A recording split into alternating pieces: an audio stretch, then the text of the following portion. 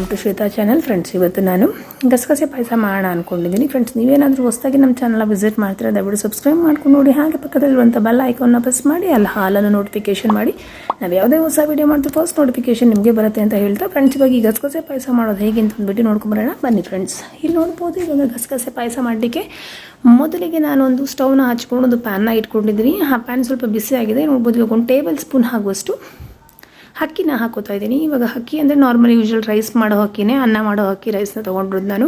ಇಲ್ಲಿ ನಾನು ತೊಗೊಂಡಿರೋದು millet rice. ನಿಮ್ಮಲ್ಲಿ ಯಾವುದು ಅನ್ನ ಮಾಡಲಿಕ್ಕೆ ಯೂಸ್ ಮಾಡಿದ್ರೆ ಅದೇ ಅಕ್ಕಿ ತೊಗೊಂಡ್ರೆ ಆಗುತ್ತೆ. ಇವಾಗ ಇಲ್ಲಿ ನೋಡ್ಬೋದು ಚೆನ್ನಾಗಿ ಫ್ರೈ ಮಾಡ್ಕೊಳ್ಳೋಣ. ಇದನ್ನ ಅಂದರೆ ತುಂಬ ಬ್ಲ್ಯಾಕಾಗಿ ಸೀಸೋದು ಬೇಡ, ಜಸ್ಟ್ ಸ್ವಲ್ಪ ಗೋಲ್ಡನ್ ಕಲರ್ ಬರೋವರೆಗೂ ಫ್ರೈ ಮಾಡ್ಕೋಬೇಕಾಗತ್ತೆ. ಹಾಗೆ ಜೊತೆಗೆ ನೋಡ್ಬೋದು ಒಂದು 2 ಟೇಬಲ್ ಸ್ಪೂನ್ ಆಗುವಷ್ಟು ನಾನು ಗಸಗಸೆ ಕೂಡ ಆ್ಯಡ್ ಮಾಡ್ಕೊಂಡಿದ್ದೀನಿ. ಅದನ್ನು ಕೂಡ ಚೆನ್ನಾಗಿ ಫ್ರೈ ಮಾಡ್ಕೊಳ್ಳೋಣ. ಜಸ್ಟ್ 1 ನಿಮಿಷ ಫ್ರೈ ಮಾಡಿಕೊಂಡ್ರೆ ಸಾಕು. ಇವಾಗ ಇಲ್ಲಿ ನೋಡ್ಬೋದು ಎಷ್ಟು ಫ್ರೈ ಮಾಡಿಕೊಂಡ್ರೆ ಸಾಕು. ಈ ಮೂಮೆಂಟಲ್ಲಿ ನಾನು ಸ್ಟವ್ನ ಆಫ್ ಮಾಡ್ಕೊಂಡಿದ್ದೀನಿ. ಇವಾಗ ಸ್ವಲ್ಪ ತಣ್ಣಗಾಗಿಬಿಡೋಣ. ತಣ್ಣಗಾದ್ಮೇಲೆ ಒಂದು ಮಿಕ್ಸರ್ ಜಾರ್ನ ಸಹಾಯದಿಂದ ಇದನ್ನು ಚೆನ್ನಾಗಿ ಗ್ರೈಂಡ್ ಮಾಡ್ಕೋಬೇಕಾಗತ್ತೆ. ಹಾಗೆ ಇಲ್ಲಿ ನೋಡ್ಬೋದು ನಾನು ಮತ್ತೆ ಸ್ಟವ್ನ ಹಚ್ಕೊಂಡು ಒಂದು ಪ್ಯಾನ್ನ ಇಟ್ಕೊಂಡಿದ್ದೀನಿ. ಈ ಕಪ್ಪಲ್ಲಿ 1 ಕಪ್ಪಷ್ಟು ಬೆಲ್ಲನ ಸ್ವಲ್ಪ ಕುಟ್ಟಿ ಪುಡಿ ಮಾಡಿ ಹಾಕ್ಕೊಂಡಿದ್ದೀನಿ. ಅದೇ ಕಪ್ಪಲ್ಲಿ 1 ಕಪ್ಪಷ್ಟು ನೀರನ್ನ ಕೂಡ ಆ್ಯಡ್ ಮಾಡ್ಕೊತಾ ಇದ್ದೀನಿ. ಇವಾಗ ಇದು ಬೆಲ್ಲ ಎಲ್ಲ ಚೆನ್ನಾಗಿ ಕರಗಬೇಕು. ಆ ರೀತಿ ಇದನ್ನು ಚೆನ್ನಾಗಿ ಕುದಿಯೋಕ್ಕೆ ಬಿಡಬೇಕಾಗುತ್ತೆ. ನೋಡ್ಬೋದು ಜಸ್ಟ್ ಒಂದ್ಸಲ ಮಿಕ್ಸ್ ಮಾಡಿಬಿಡ್ತಾ ಇದ್ದೀನಿ. ಇವಾಗ ಬೆಲ್ಲ ಎಲ್ಲ ಚೆನ್ನಾಗಿ ಕರಗಲಿ. ಅಷ್ಟರಲ್ಲಿ ನಾವು ಇದಕ್ಕೆ ಬೇಕಾಗಿರುವಂಥ ಕಾಯಿ ಎಲ್ಲವನ್ನು ರುಬ್ಕೊಂಡು ಬಂದುಬಿಡೋಣ. ಇವಾಗ ಇಲ್ಲಿ ನೋಡ್ಬೋದು ಹಾಗೆಯೇ ಒಂದು ಮಿಕ್ಸರ್ ಜಾರ್ನ ತೊಗೊಂಡಿದ್ದೀನಿ. ಇವಾಗ ಈ ಮಿಕ್ಸರ್ ಜಾರಿಗೆ ನಾನು ಇವಾಗ ಒಂದು ಅರ್ಧ ಕಪ್ಪಷ್ಟು ನೋಡ್ಬೋದು ಒಂದು ಅರ್ಧ ಕಪ್ಪಷ್ಟು ಹಸಿ ತೆಂಗಿನಕಾಯಿನ ಹಾಕೋತಾ ಇದ್ದೀನಿ. ನೋಡ್ಕೊಳ್ಳಿ, ನಿಮಗೆ ಕ್ವಾಂಟಿಟಿ ಜಾಸ್ತಿ ಬೇಕಂದ್ರೆ ನೀವು ಜಾಸ್ತಿ ಕೂಡ ಆ್ಯಡ್ ಮಾಡ್ಕೋಬೋದು. ಹಾಗೆ ಅದೇ ಜಾರಿಗೆ ನೋಡ್ಬೋದು 1 ಟೇಬಲ್ ಸ್ಪೂನ್ ಆಗುವಷ್ಟು ಒಣ ಕೊಬ್ಬರಿನ ಕೂಡ ನಾನು ಆ್ಯಡ್ ಮಾಡ್ಕೊತಾ ಇದ್ದೀನಿ. ಜೊತೆಗೆ ನೋಡ್ಬೋದು ಒಂದು 2 ಏಲಕ್ಕಿನ ಹಾಕ್ಕೊತಾ ಇದ್ದೀನಿ. ಹಾಗೆ ಜೊತೆಗೆ ಇವಾಗ ನಾವು ಫ್ರೈ ಮಾಡಿ ಇಟ್ಕೊಂಡ್ವಲ್ಲ ಅಕ್ಕಿ ಮತ್ತು ಗಸಗಸೆ ಅದನ್ನು ಕೂಡ ಇದಕ್ಕೆ ಆ್ಯಡ್ ಮಾಡ್ಕೊತಾ ಇದ್ದೀನಿ. ಜೊತೆಗೆ ನೋಡ್ಬೋದು ಇವಾಗ ಇದಕ್ಕೆ ನಾನು ಸ್ವಲ್ಪ ಇವಾಗ ಫಸ್ಟು ಇದನ್ನು ಚೆನ್ನಾಗಿ ತರತರಿಯಾಗಿ ಗ್ರೈಂಡ್ ಮಾಡ್ಕೊಂಡು ಬಂದುಬಿಡೋಣ. ಇಲ್ಲಿ ನೋಡ್ಬೋದು ತರತರಿಯಾಗಿ ಗ್ರೈಂಡ್ ಮಾಡ್ಕೊಂಡ್ಮೇಲೆ ಇವಾಗ ಇದಕ್ಕೊಂದು 1/4 ಗ್ಲಾಸಷ್ಟು ಹಾಲು ಹಾಗೆ ಒಂದು 1/4 ಗ್ಲಾಸಷ್ಟು ನೀರು ಎರಡನ್ನೂ ಆ್ಯಡ್ ಮಾಡಿಕೊಂಡು ಇವಾಗ ಚೆನ್ನಾಗಿ ತರತರಿಯಾಗಿದ್ದು ಸಣ್ಣಗೆ ಆದಷ್ಟು ಎಷ್ಟು ಫೈನ್ ಪೇಸ್ಟ್ ಮಾಡೋಕ್ಕಾಗುತ್ತೋ ಅಷ್ಟು ಫೈನ್ ಪೇಸ್ಟ್ ಮಾಡ್ಕೊಂಡು ಬರೋಣ. ಇವಾಗ ಇಲ್ಲಿ ನೋಡ್ಬೋದು ನಾನು ಚೆನ್ನಾಗಿ ಗ್ರೈಂಡ್ ಮಾಡ್ಕೊಂಡ್ಬಂದಿದ್ದೀನಿ. ಆದಷ್ಟು ಎಷ್ಟು ನೈಸಾಗಿ ಮಾಡೋಕ್ಕಾಗುತ್ತೋ ಅಷ್ಟು ನೈಸಾಗಿ ಮಾಡ್ಕೊಂಡಿದ್ದೀನಿ. ಇವಾಗ ಇಲ್ಲಿ ನೋಡ್ಬೋದು ಈ ಕಡೆ ಬೆಲ್ಲ ಕೂಡ ಚೆನ್ನಾಗಿ ಕರಗಿದೆ. ಈ ಮೂಮೆಂಟಲ್ಲಿ ನೋಡ್ಬೋದು ಬೆಲ್ಲ ಎಲ್ಲ ಕರಗಿದೆ. ಈ ಮೂಮೆಂಟಲ್ಲಿ ನಾವು ರುಬ್ಬಿಟ್ಕೊಂಡಿದ್ವಲ್ಲ ಪೇಸ್ಟು ಅದನ್ನು ಆ್ಯಡ್ ಮಾಡ್ಕೋಬೇಕಾಗತ್ತೆ. ಇವಾಗ ಇಲ್ಲಿ ನೋಡ್ಬೋದು ನಾನು ಆ ಪೇಸ್ಟನ್ನ ಇದಕ್ಕೆ ಆ್ಯಡ್ ಮಾಡ್ಕೊಂಡಿದ್ದೀನಿ. ಇವಾಗ ಇಲ್ಲಿ ನೋಡ್ಬೋದು ಆ ಪೇಸ್ಟನ್ನ ನಾನು ಇದಕ್ಕೆ ಚೆನ್ನಾಗಿ ಆ್ಯಡ್ ಮಾಡಿಕೊಂಡು ಮಿಕ್ಸ್ ಮಾಡ್ಕೊಂಡಿದ್ದೀನಿ. ಹಾಗೆ ನಾನು ಅದಕ್ಕೆ ಅದೇ ಮಿಕ್ಸರ್ ಜಾರಿಗೆ ಸ್ವಲ್ಪ ನೀರನ್ನು ಆ್ಯಡ್ ಮಾಡ್ಕೊಂಡು ಕೂಡ ಅದನ್ನು ಕೂಡ ಇದಕ್ಕೆ ಸೇರಿಸ್ಕೋತಾ ಇದ್ದೀನಿ. ಇವಾಗ ಇಲ್ಲಿ ನೋಡ್ಬೋದು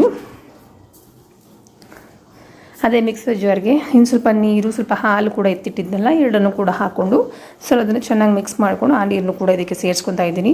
ನೋಡ್ಕೊಳ್ಳಿ, ನಿಮಗೆ ಎಷ್ಟು ಥಿಕ್ನೆಸ್ ಬೇಕಾಗುತ್ತೆ ಅಷ್ಟು ನೋಡಿಕೊಂಡು ನೀರನ್ನು ಸೇರಿಸ್ಕೋಬೇಕಾಗತ್ತೆ. ಸ್ವಲ್ಪ ಇದು ಅಕ್ಕಿ ಸ್ವಲ್ಪ ಆ್ಯಡ್ ಮಾಡಿರೋದ್ರಿಂದ ಪಾಯಸಕ್ಕೆ ನಾವು ಸ್ವಲ್ಪ ಗಟ್ಟಿ ಹಾಕ್ತಾ ಹೋಗುತ್ತೆ. ಆದಷ್ಟು ಈ ರೀತಿ ಸೌಟಲ್ಲಿ ಕೈ ಆಡಿಸ್ಕೊತಾ ಇರಬೇಕಾಗುತ್ತೆ.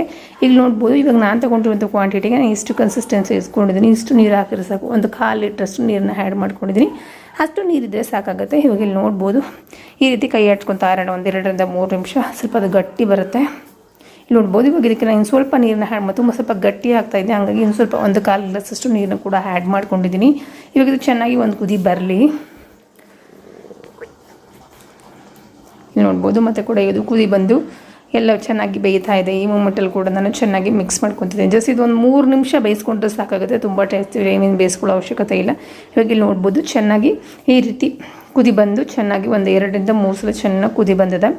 ಆಲ್ಮೋಸ್ಟ್ ಇಷ್ಟು ಬೇಯಿಸ್ಕೊಂಡ್ರೆ ಸಾಕಾಗುತ್ತೆ. ಆಲ್ಮೋಸ್ಟ್ ಇದು ಗಸಗಸೆ ಪಾಯಸ ಒಂದು ಲೆವೆಲ್ಗೆ ರೆಡಿ ಆಗಿರುತ್ತೆ. ಇವಾಗ ಇಲ್ಲಿ ನೋಡ್ಬೋದು ಇದನ್ನು ಇವಾಗ ಸೈಡ್ಗೆ ಇಟ್ಕೊಳ್ಳೋಣ. ಸೈಡ್ಗೆ ಇಟ್ಕೊಂಡು ಇದಕ್ಕೆ ಸ್ವಲ್ಪ ಡ್ರೈ ಫ್ರೂಟ್ಸ್ನ ಫ್ರೈ ಮಾಡಿ ಹಾಕೊಳ್ಳೋಣ. ಇಲ್ಲಿ ನೋಡ್ಬೋದು ಸ್ಟವ್ನ ಹಚ್ಕೊಂಡು ಒಂದು ಪ್ಯಾನ್ ಇಟ್ಕೊಂಡು ಒಂದು 3 ಟೇಬಲ್ ಸ್ಪೂನ್ ಆಗುವಷ್ಟು ನಾನು ತುಪ್ಪವನ್ನು ಹಾಕ್ಕೊಂಡಿದ್ದೀನಿ. ಈಗ ತುಪ್ಪ ಸ್ವಲ್ಪ ಬಿಸಿ ಆಗಲಿ. ಹಾಗೆ ನಾನು ಇಲ್ಲಿ ನೋಡ್ಬೋದು ಒಂದು 2 ಟೇಬಲ್ ಸ್ಪೂನ್ ಆಗುವಷ್ಟು ದ್ರಾಕ್ಷಿ 1 ಟೇಬಲ್ ಸ್ಪೂನ್ ಆಗುವಷ್ಟು ಗೋಡಂಬಿನ ತೊಗೊಂಡಿದ್ದೆ. ಎರಡನ್ನೂ ಕೂಡ ಇವಾಗ ಇದಕ್ಕೆ ತುಪ್ಪ ಬಿಸಿ ಆಗಿದೆ ಆ್ಯಡ್ ಮಾಡ್ಕೊಳ್ಳೋಣ. ಜಸ್ಟ್ ಇದನ್ನು ಫ್ರೈ ಮಾಡ್ಕೊಳ್ಳೋಣ. ಆಲ್ಮೋಸ್ಟ್ ಸ್ವಲ್ಪ ಕಲರ್ ಎಲ್ಲ ಚೇಂಜ್ ಆಗಬೇಕು. ಇದರೆಲ್ಲ ದ್ರಾಕ್ಷಿ ಗೋಡಂಬಿ ಎಲ್ಲ ಸ್ವಲ್ಪ ಗೋಲ್ಡನ್ ಬ್ರೌನ್ ಕಲರ್ ಬರೋವರೆಗೂ ಚೆನ್ನಾಗಿ ಫ್ರೈ ಮಾಡ್ಕೊಳ್ಳೋಣ. ತುಂಬಾ ಟೇಸ್ಟಿಯಾಗಿ ತುಂಬ ಚೆನ್ನಾಗಿರುತ್ತೆ ಫ್ರೆಂಡ್ಸ್ ಈ ಪಾಯಸ. ಈ ನಿದ್ದೆ ಬರಲ್ಲ ಅಂತ ಹೇಳ್ತಿರೋರ್ಗೂ ಅಂಥವ್ರಿಗೆ ನಾವು ಇದನ್ನ ಮಿನಿಮಮ್ ಒಂದು ವಾರಲ್ಲಿ 1 ರಿಂದ 2 ಸಲ ಇದನ್ನು ಮಾಡಿಕೊಟ್ರೆ ತುಂಬ ಒಳ್ಳೆಯದು ಅವ್ರಿಗೆ ಹೇಳ್ತೀವಿ ಅಂತ ಹೇಳ್ಬೋದು. ಎಲ್ಲರಿಗೂ ತುಂಬ ಒಳ್ಳೆಯದು. ಆದ ಒಂದು 2 ಸಲ ಏನಾರು ಮಾಡ್ಕೊಂಡು ಈ ಗಸಗಸೆ ಪಾಯಸ ಕೊಡು ನೋಡ್ಬೋದು. ಇಷ್ಟು ಫ್ರೈ ಮಾಡ್ಕೊಂಡ್ರೆ ಸಾಕು. ಇವಾಗ ಇದನ್ನು ಆ ಪಾಯಸಕ್ಕೆ ಮಿಕ್ಸ್ ಮಾಡ್ಕೊಂಡಿದ್ದೀನಿ. ಜಸ್ಟ್ ಒಂದ್ಸಲಿ ಮಿಕ್ಸ್ ಮಾಡ್ಕೊಳ್ಳೋಣ. ಇದು ಪಾಯಸ ಏನಿದೆ, ಪಾಯಸಕ್ಕೆ ಈ ಹುರಿದಿರುವಂಥ ತುಪ್ಪ ಮತ್ತು ಡ್ರೈ ಫ್ರೂಟ್ಸ್ ಎಲ್ಲ ಹೊಂದ್ಕೋಬೇಕು. ಆ ರೀತಿ ಒಂದೇ ಒಂದು ಕುದಿ ಬಂದರೆ ಸಾಕು. ಜಸ್ಟ್ 1 ನಿಮಿಷ ಬೇಯಿಸ್ಕೊಂಡ್ರೆ ಸಾಕು. ಇದನ್ನು ಇವಾಗ ನೋಡ್ಬೋದು. ಒಂದ್ಸಲಿ ಮಿಕ್ಸ್ ಮಾಡ್ಕೊಳ್ಳೋಣ.